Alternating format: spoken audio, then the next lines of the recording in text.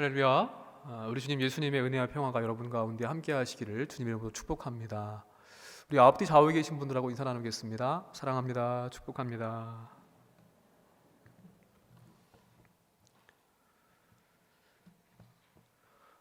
지난 10월 국정감사 기간에요, 여야 국회의원들이 국내의 불법 도박 문제에 대한 것들을 제기를 했습니다.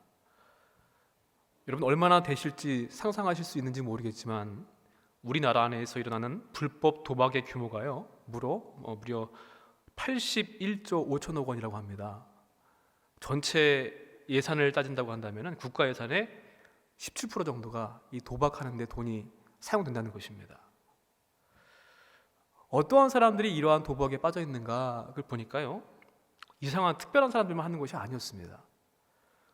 정상적인 가정을 가지고 있는 고학력 화이트 칼라 계층의 사람들이 많이 있다는 것입니다. 그리고 그 가운데 한 31% 정도는 이 중독에서 헤어나지 못하는 그런 실정이라고 하는 것입니다. 더 염려가 되는 것은 이 가운데에 여성과 젊은 층의 사람들이 점점 늘어나는 것이 보인다는 것이 정말 안타까운 현실입니다. 그러면 이 가운데 교인들은 과연 얼마나 있을까요? 대략 16% 정도가 이 불법 도박을 한 번씩은 경험했다는 것입니다. 교인 중에도. 왜 이런 도박에 빠지는가? 제일 큰 이유가 뭘 때문일까요? 도박을 해서 일확천금 돈을 벌겠다, 이러한 마음으로 하는 사람은 그렇게 많지는 않습니다.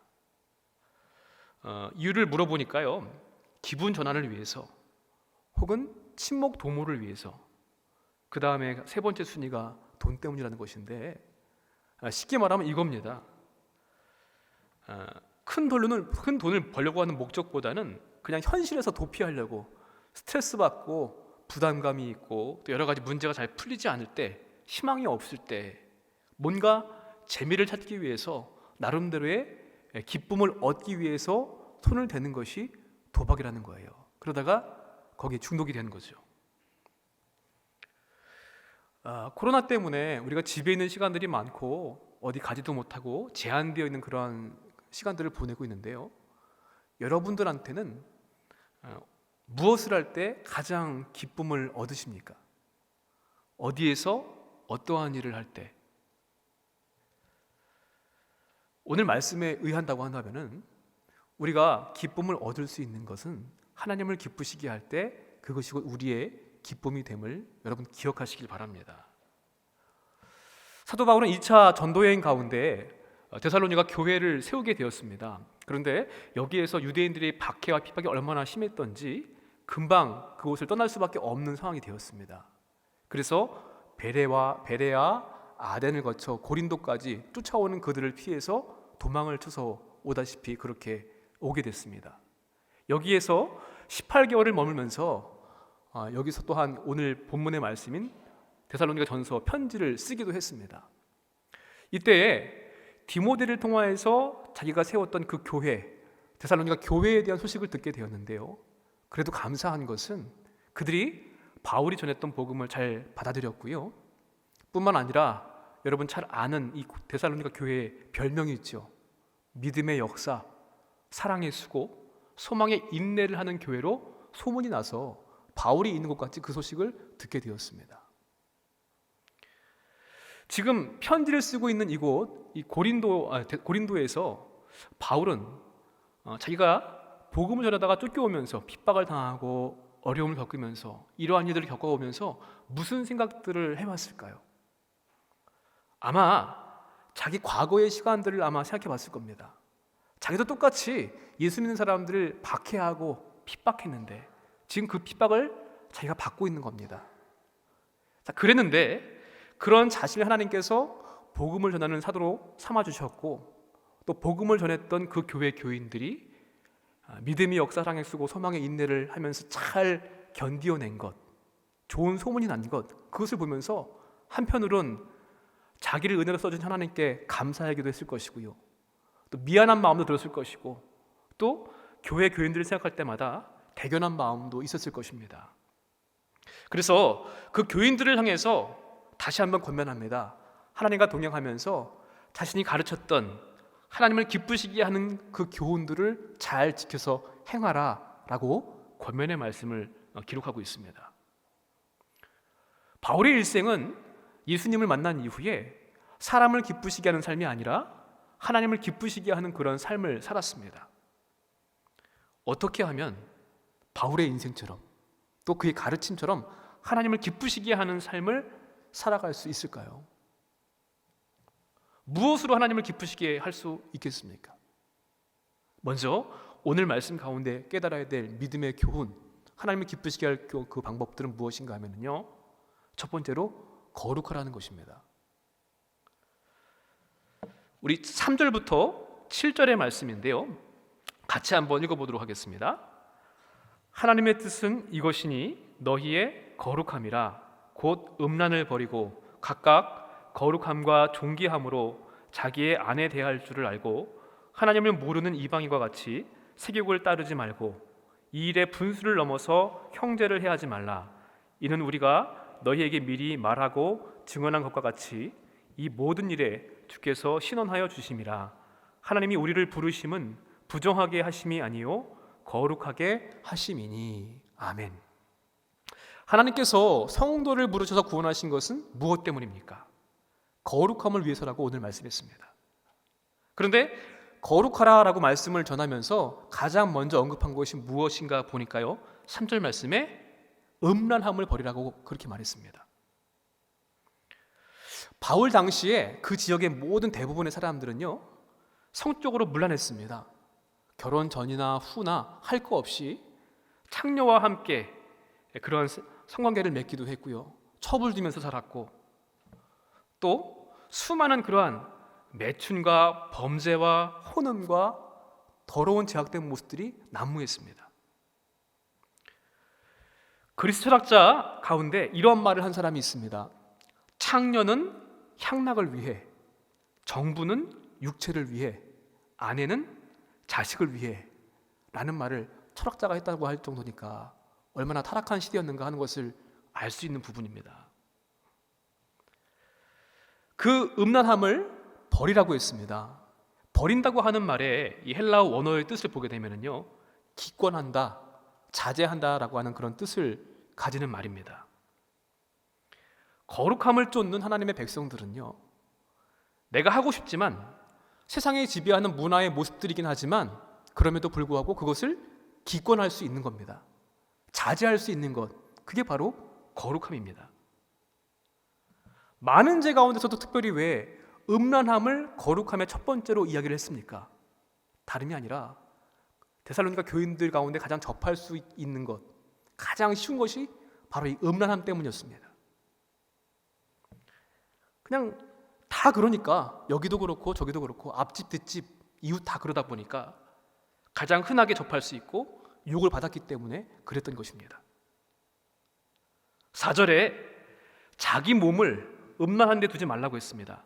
절제하고 다스리고 자기 아내와 바른 관계를 가지라고 했습니다. 또한 6절에 말씀합니다. 분수를 넘어서 형제를 해하는 것, 그것을 하지 말라는 것입니다. 좀 죄송스러운 표현입니다만은 그 당시 여성들은요, 인격적인 존재가 아니라 소유물이었습니다.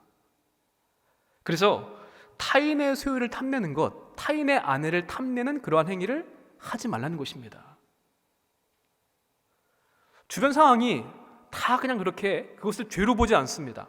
문화로 보고 음란에 대해서 관대한 문화이다 보니까 아마도 이방인 출신 교인들 가운데 방관하거나 혹은 호의적으로 수용했던 사람들도 없지 않았을 것이다, 그렇게 추측을 해볼 수 있습니다.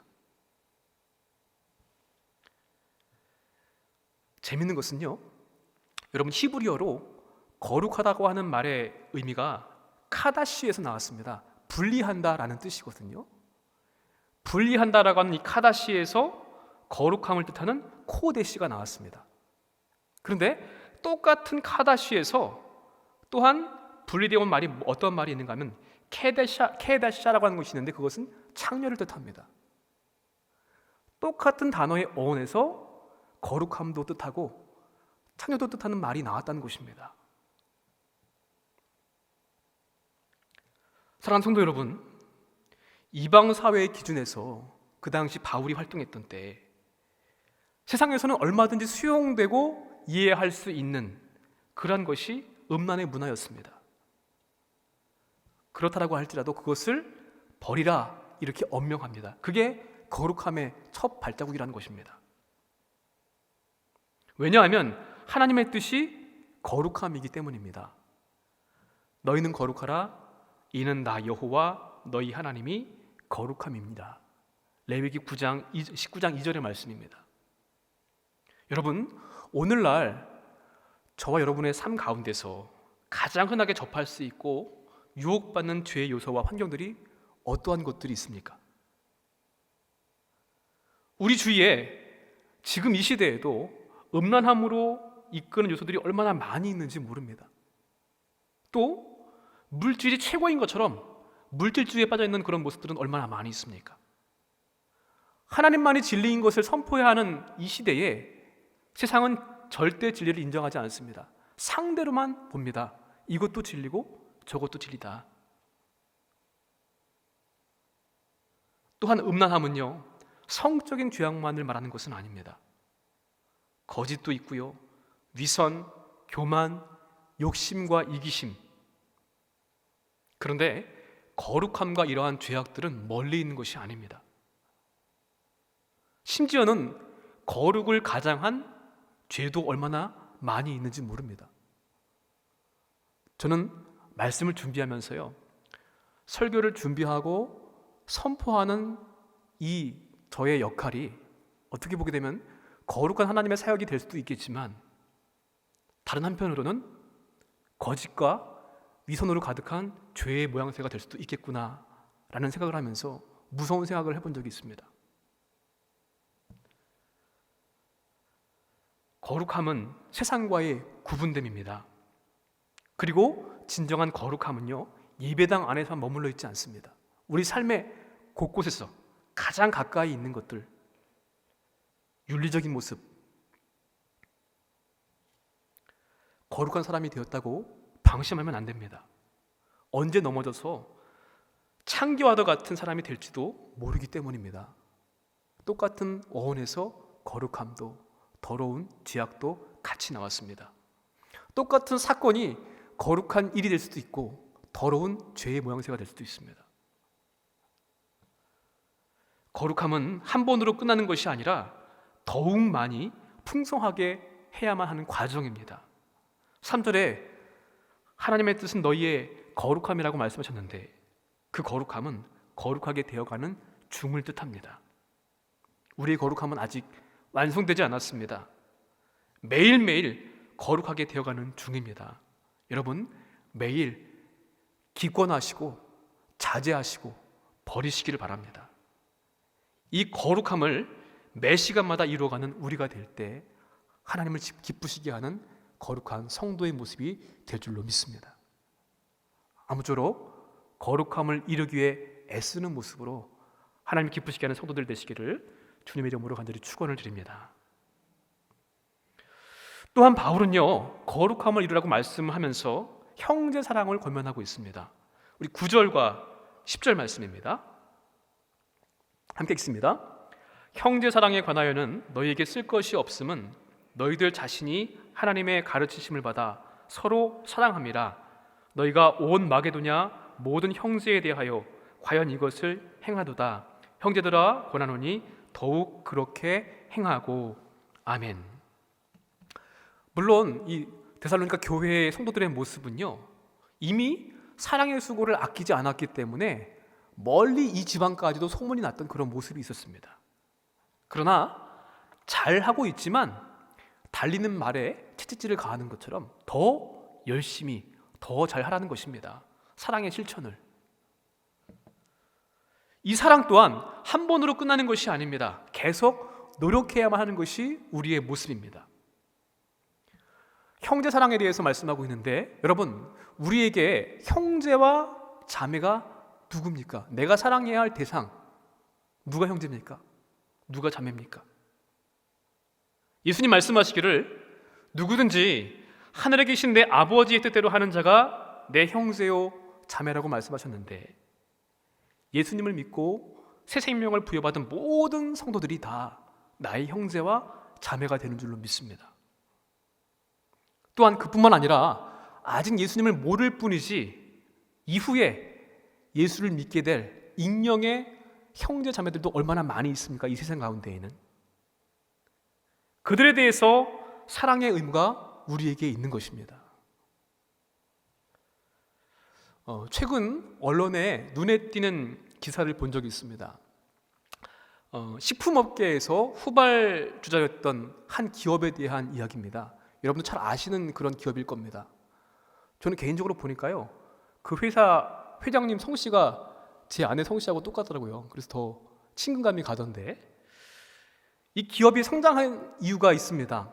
물론 후발주자였음에도 불구하고 제품을 개발하고 마케팅을 잘했기 때문에 그런 경우도 있었지만 더 중요한 이유가 있었습니다.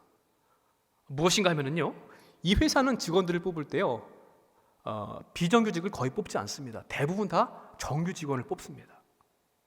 게다가 대부분의 많은 기업들은 이 상속세를 내지 않으려고 여러 가지 편법들을 사용해서 문제가 많은데 수천억 원대의 상속세를 합법적으로 다 내는 그런 윤리적인 기업이다라는 소문이 났습니다.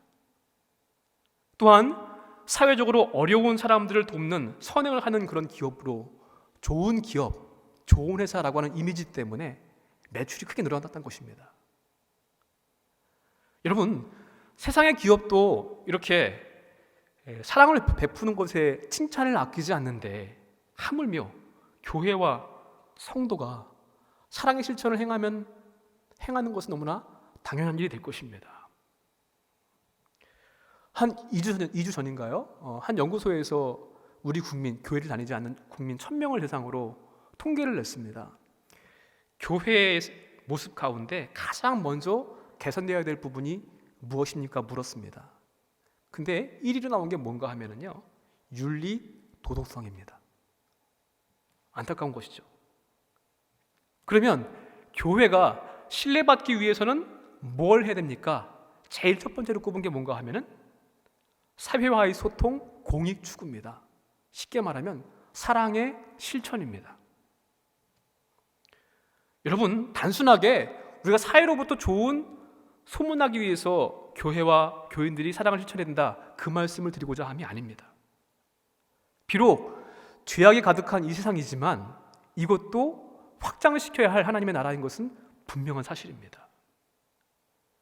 그런데 좀 더 복음을 효과적으로 전파하기 위해서, 또 하나님 나라를 확장시키기 위해서 이 시대에 가장 필요한 것이 무엇인가 하면은요, 이렇게 익명의 형제 자매들을 사랑하고 돌보는 일을 해야만이 예수 그리스도의 그 선한 영향력을 나타낼 수 있다는 것입니다. 여러분의 사랑은 어떠한 모습으로 실천하고 계십니까? 우리가 사랑을 행할 때 흔히 오해하는 것이 있는데, 에리 프롬이라는 사람이 쓴 책 가운데 사랑의 기술이라는 책이 있는데, 여기에서 우리가 오해하는 사랑에 대한 것들을 설명하는 것이 있는데 공감이 가는 부분이 있어요. 여러분께 소개를 드리려고 합니다. 우리가 사랑을 행할 때요, 사랑하기가 아니라 사랑받기로 오해합니다. 무슨 말인가 하면은, 내가 사랑을 제대로 하지 못하는 것은 사랑을 받을 만한 좋은 대상을 만나지 못했기 때문이라는 것이에요. 그래서 조건을 따지고요, 그 조건이 내가 사랑을 줄 만한 사람이면 사랑해주고, 그렇지 않으면 사랑을 실천하기 어렵다는 것입니다. 또한 사랑을 대상의 문제로 오해합니다. 좋은 사랑만 만나면, 대상만 만나면 사랑하기 쉽다고 생각하죠. 근데 대상이 아니라는 것입니다. 또 사랑을 감정으로 오해합니다. 내 안에 감정이 있어야지 사랑을 하는 것이지. 근데 그게 아니라, 감정이 아니라 의지라는 것입니다. 감정의 사랑은요, 시간이 지나면 변할 수 있습니다. 그런데 사랑이 영원할 수 있는 것은 감정을 넘어서 내 의지가 작용하기 때문입니다. 약속과 의지 때문에, 여러분, 그 하나님의 놀라운 사랑이, 그분의 약속과 의지가 죽어마땅한 우리를 사랑하셨기 때문에 구원하시고 또한 거룩함으로 초대하신 것입니다. 만약에 하나님께서 사랑받기를 원하셨다고 한다면 우리가 하나님을 사랑하는 모습이 얼마만큼 되겠습니까?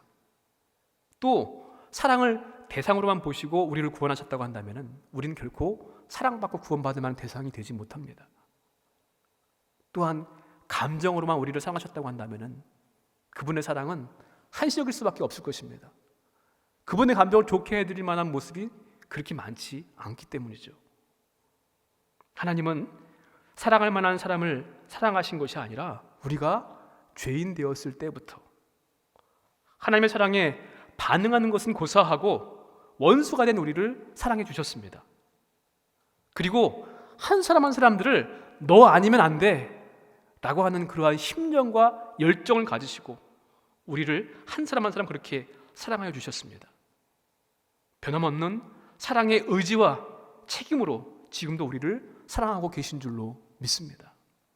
그런데 우리는 사랑을 행할 때에 얼마나 많은 조건들을 따지고 대상을 문제 삼고 감정에 연연할 때가 얼마나 많이 있습니까? 사랑하는 성도 여러분, 사랑에는요 지나침이 없습니다. 더해도 항상 모자른 것이 사랑입니다.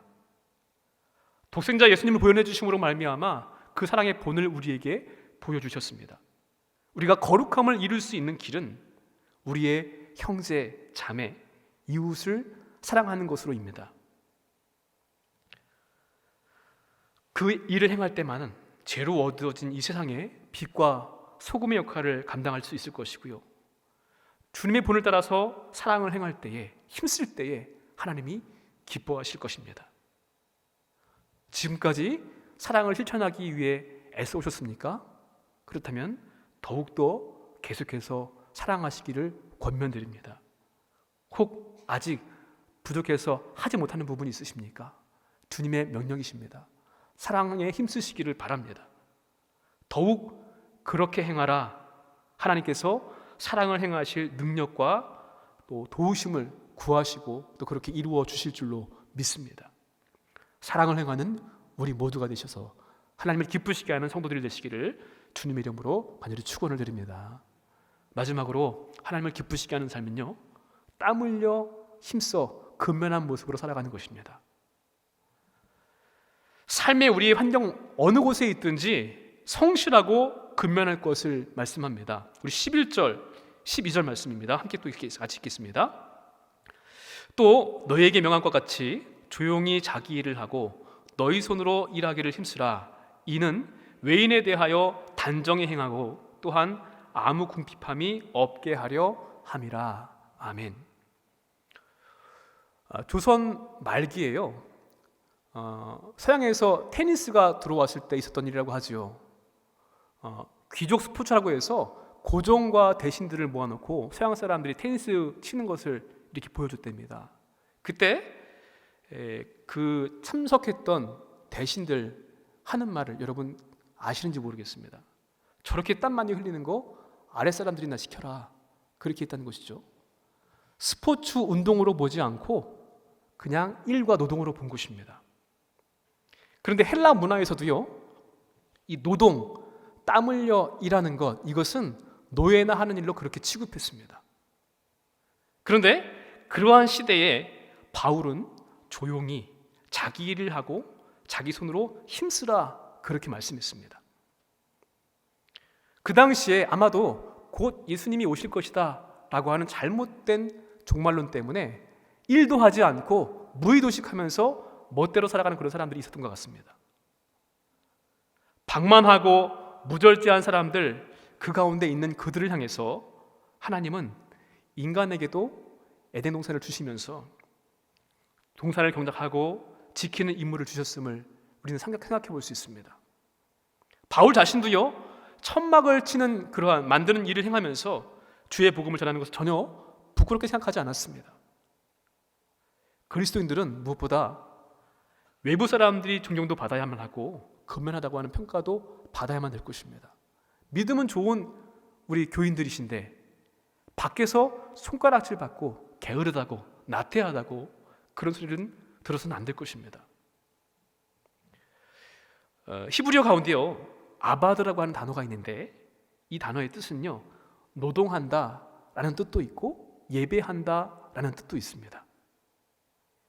영적인 것과 일상의 것은 별개의 것이 아니라는 겁니다.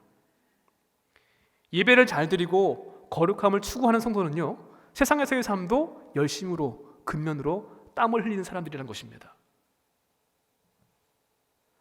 세상에서 구별된 삶을 산다는 것은 단순한 교회 안에서의 영역에만 머무르지 않습니다.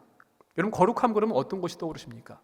열심히 예배하고 뜨겁게 부르짖어 기도하고 눈물 흘리며 찬양하는 것 이것만이 거룩함이 아니라는 겁니다. 혹은 설교를 하고 신방하고 선교하는 것만 거룩함이 아니라는 겁니다. 직장에서 하는 일은 세상에 속한 일이 아니라 하나님께서 맡기신 또한 거룩함의 영역입니다. 우리의 가정에서도 마찬가지입니다. 때문에 거룩함 그렇지 못함의 구분이 있어서는 안 될 것입니다. 중요한 것은 어떠한 일이든지 게으름과 나태한 태도가 아니라 주님께 하듯이 최선을 다해서 열심히 근면하게 사는 것, 그게 바로 하나님을 기쁘시게 하는 일의 모습입니다. 아브라함 링컨이 이런 말을 했다고 합니다. 하나님은 평범한 사람들을 좋아한다. 그것이 바로 그분께서 보통 사람들을 이렇게 많이 창조하신 이유다. 많은 사람들은요 하나님께서 내게 큰 일을 행하실 것을, 그런 기회를 주시기를, 어떠한 영적인 체험 이런 것도 일어나기를 기대합니다. 그런 사람들한테 일상의 삶은요 지루하고 따분하고 의미 없는 그런 시간들이 될 것입니다. 그러나 지루하고 의미 없어 보이는 것 같은 일상의 삶, 내 가정, 일터, 학교, 이웃, 교회에서의 생활, 모든 것들에 가치를 두면서 살아갈 때, 거룩함으로 열심으로 근면을 행할 때 우리의 삶은 거룩함으로 나아갈 수 있습니다. 요셉을 보십시오. 말할 수 없는 비참한 노예 생활을 했습니다. 그 지루하고 의미 없는 고통스러웠던 하루하루의 시간들을요 열심으로 살았습니다. 그래서 주인의 눈에 띄게 되었고요, 또 억울하게 죄수의 몸으로 감옥에 갇혀 있을 때에도 그는 성실했습니다. 그러한 성실함과 열심이 그를 애굽의 총리가 되게 하신 하나님의 섭리로 이어지게 됩니다.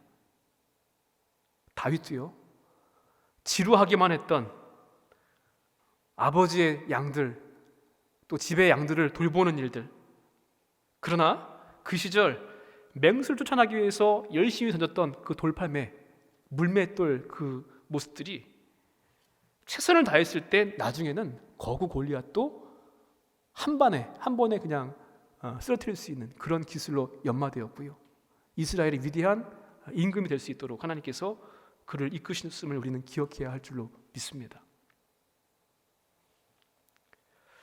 바울 사도는요 매일매일의 시간을 신실하게 사는 것이 중요하다라는 것을 강조했습니다. 그래서 조용히 살면서 각자의 일에 손을 써서 힘들여서 힘써 일하는 것을 말씀하고 있습니다.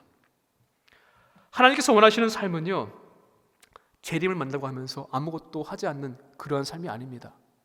코로나 때문에 모든 것이 중단되었다고 다 손 놓고 아무것도 하지 않는 것이 아닙니다. 우리 삶에 주신 환경과 조건은 각각 다르지만, 그러나 허락하신 그 시간들을 내게 주신 하나님의 거룩한 영역으로 삼아서 최선을 다해서 근면하게 땀 흘려 일할 때 하나님을 기쁘시게 하는 삶으로 거룩함의 모습으로 나갈 수 있을 줄로 믿습니다. 성도 여러분, 하나님을 기쁘시게 하는 삶은 우리가 창조된 목적이자 구원의 목적입니다. 하나님을 기쁘시게 하면 나도 기쁨을 얻을 수 있습니다. 거룩하십시오. 사랑하십시오. 근면하시기 바랍니다. 하나님의 기쁨이 되는 우리가 되시기를 주님의 이름으로 간절히 축원드립니다.